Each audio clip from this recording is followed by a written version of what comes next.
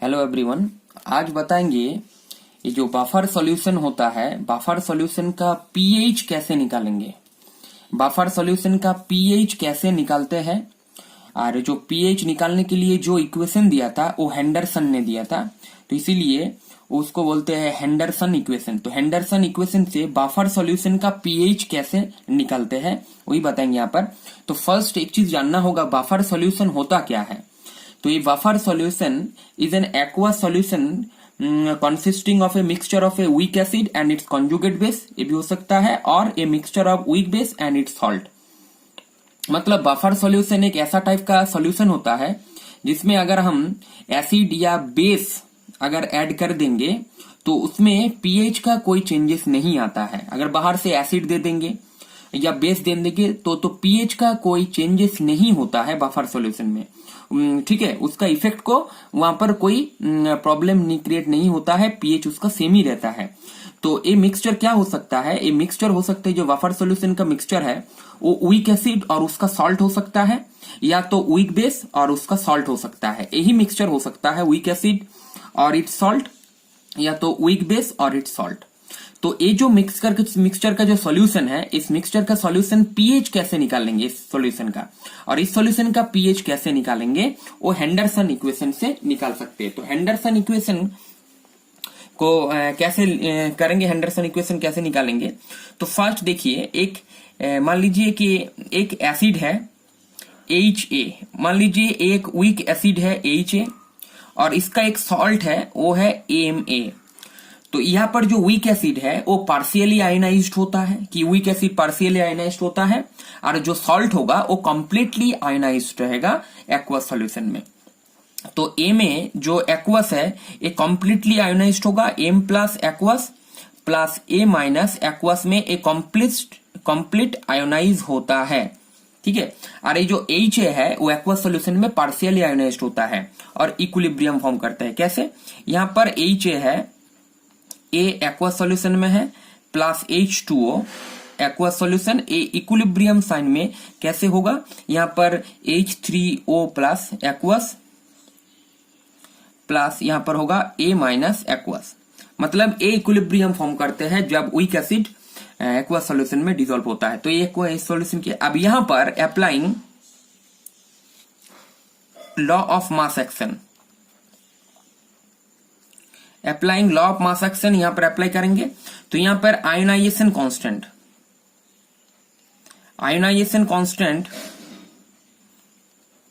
निकालेंगे, इसका ionisation constant निकालेंगे। आयोनाइजेशन कांस्टेंट एसिड का होगा के होता है एसिड आयोनाइजेशन कांस्टेंट। तो के क्या होगा, इसका मोलर कंसंट्रेशन H3O प्लस इसका मोलर कंसंट्रेशन और A माइनस इसका मोलर कंसंट्रेशन बाय HA।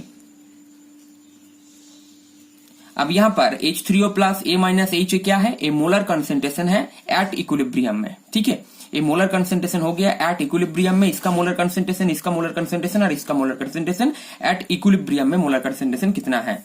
अब ए हो गया। अब इसके बाद taking minus log base 10 both side, minus log base 10 both side. तो क्या करेंगे, अब यहां पर H3O प्लस इस साइड में ला सकते हैं, तो इस H3O प्लस इस साइड में पहले ला देते हैं। उसके बाद यहां पर क्या होगा, KA इंटू HA और A माइनस ला दिए।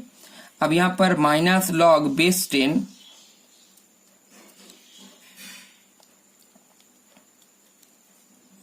माइनस लॉग बेस 10 KA और माइनस लॉग बेस 10, अब यहां पर होगा HA और यहां पर होगा A माइनस। ये कैलकुलेशन हो गया इतना दूर। अब उसके बाद minus log base 10 H3O plus को हम लिख सकते हैं pH, इसको pH बोलते हैं। तो ये हो गया pH। pH हो जाने के बाद यहां पर क्या होगा, माइनस लॉग, यहाँ पर जो माइनस लॉग बेस 10 KA है, माइनस लॉग बेस 10 जो KA है ये हो जाएगा PKA, ये हो जाएगा PKA, हो जाएगा PKA। और यहां पर जो है minus log base 10 HA by A minus, ये क्या हो जाएगा, इसको हम प्लस लिख सकते हैं, तो A माइनस ऊपर हो जाएगा और नीचे HA हो जाएगा। तो plus log base 10 plus log, यहां पर लिख सकते हैं A माइनस और नीचे लिख सकते हैं HA। तो A pH का हेंडरसन इक्वेशन है। अब यहां पर log A माइनस ये सॉल्ट से आया है और HA मतलब एसिड, तो यहां पर pH इक्वल टू लिख सकते हैं pKa प्लस log, अब ये यहां पर क्या हो जाएगा, इसको लिख सकते हैं सॉल्ट और इसको लिख सकते हैं एसिड। तो सॉल्ट और एसिड मतलब यहां पर pKa है, ये आयनाइजेशन कांस्टेंट ऑफ एसिड है, और यहां पर ये जो सॉल्ट और एसिड का इनिशियल मोलर कंसेंट्रेशन है। इस सॉल्ट और एसिड से ही बना है पूरा बफर सॉल्यूशन।